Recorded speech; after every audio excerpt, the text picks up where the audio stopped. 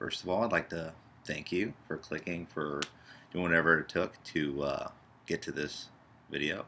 Uh, my name is McNiff, the founder of McNiff Sports, and basically what it's going to be is some rambling, some grumbling, some things that ESPN SportsCenter just really falls flat on. And I get tired of seeing the Tebow headlines, the Howard headlines, the Heat headlines, the Laker headlines every single day.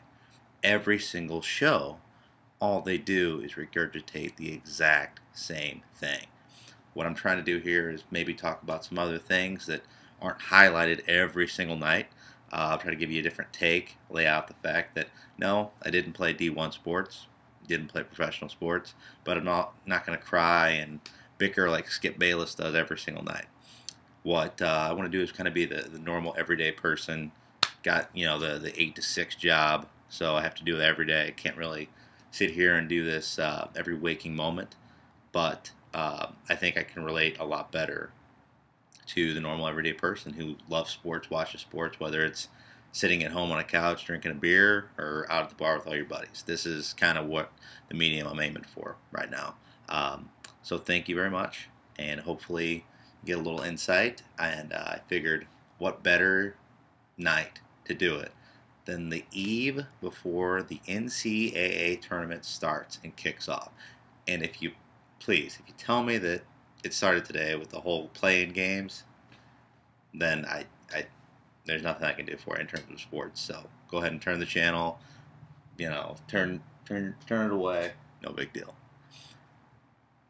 Now, I'm going to walk you through a little bit later what my bracket looks like. I invited people to come join their own bracket, add one to the one I created. Going to give away a little gift card, not much, clearly it's in the apartment right now, so I don't have a lot of funds to give away right now.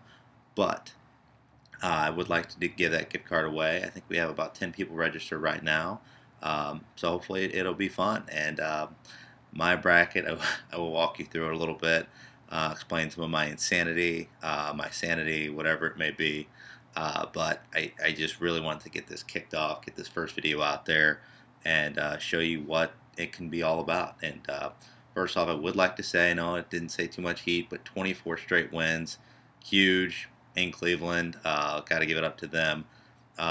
Big game going on right now in hockey with the Hawks and the Ducks. Kind of going on right now. I'm missing a little bit, but that's fine.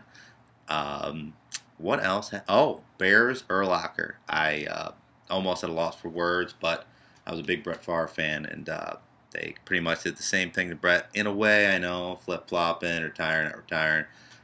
I just don't like it when legends and stars from that team play their whole career somewhere, and the team kind of, shoves them aside. It just really proves that there's zero loyalty for an NFL team to a player. So when you see these holdouts, you see these lockouts, I will always side with the player on that.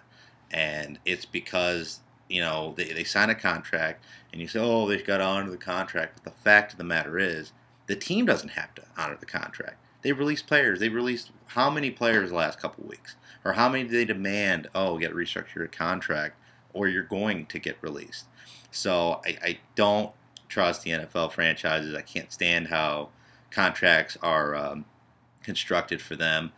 They should be all guaranteed, and that's just and NFL guaranteed just like they are in baseball and basketball and things like that. Shouldn't just be able to cut people after you sign a contract. But moving on, NCAA tournament. Now let me walk you through what we got here. The bracket, you're not going to see it pulled up right now. But what we do have, let's just get to the Final Four. If we really want to know the Final Four teams. I have Duke, Kansas State at the 4 seed getting in. I have Georgetown coming from the South region to the 4 and a 1. So I actually did this bracket about 10 times, and I left out a number 1 probably 7 of the 10 times. There's so much parity this year in college basketball, as most really wanted to put SLU ahead of Louisville. But I do have SLU, St. Louis University, making it to the Sweet 16. If you don't know anything about St. Louis University, They are playing lights out lately. They have high energy, great defensive team, really stepping up. Dwayne Evans, Kwame Mitchell, they're really playing lights out basketball for them. And I mean, great story all around. You have Coach Rick Majerus passing away earlier this year, and the interim coach taking over, and pretty much beat down Butler, I think, 3 times. Beat VCU, which VCU is known to be a tournament killer, things like that. So my heart really wants to to put SLU in the Elite Eight, Final Four, but I don't think they get past Louisville. I will say, let's go back a little bit. I have my big upsets, I think, as we kind of go through this a little bit.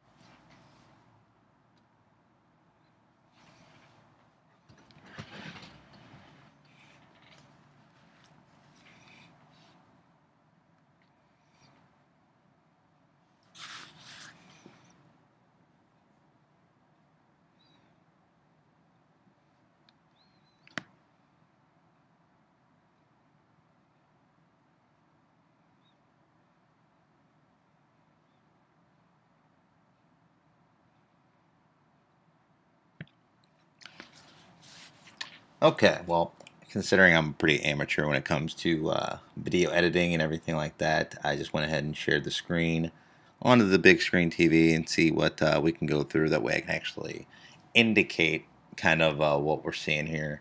I do wanted to walk you through, where my picks are and things like that. One seed that have winning all throughout in terms of getting at least to the next round. So no 16 over 1 this year, although I could see it happening with a couple teams. But let's start in the Midwest. Got Louisville over, making it all the way to the Sweet 16. They're going to play SLU. I got the biggest upset I have in the Midwest bracket is going to be Oregon over Oklahoma State. I didn't like too much of what I saw in the Big 12. Oregon really kind of came on late in the season. Be kind of interested to see that matchup. Basically, what it comes down to is anyone can win, obviously, but I really think Oregon has the best shot of being the 12 over the 5. So I picked them. I got SLU over New Mexico.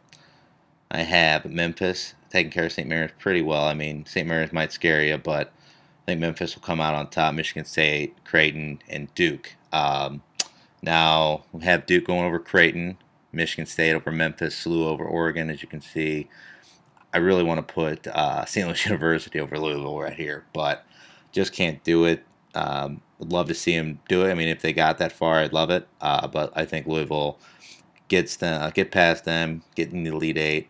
Now, the biggest matchup for me would be this one right here, Duke, Michigan State. I have living up in Chicago. There's a lot of Michigan State people, especially ones from my work.